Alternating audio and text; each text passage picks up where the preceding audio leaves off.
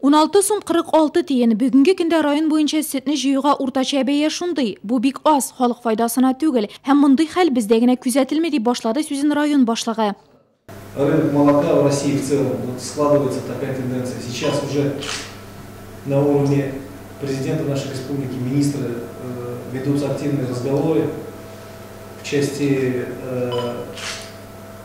выделения субсидий населению ежегодно, которые они получали летом.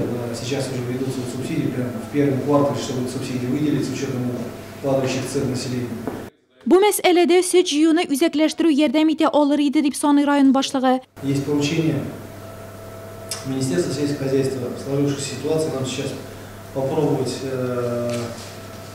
хотя бы еще каким-то дополнительным образом централизовать закупку молока с целью реализации ее одному из производителей, двум или трем там, цель которого, допустим, стала бы удержание хотя бы порядка 2, там, я не знаю, насколько это получится, 3 рублей в качестве пользы для населения.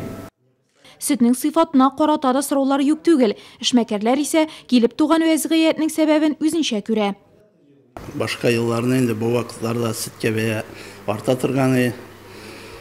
Бу ел сымәлдә наоборот килеп чыкты, сөткә бәяләр резко төшеп китте. 20 сум белән җыеп җатайык. Бигенче көндә сөт бәяләре 15-16 сумга төште.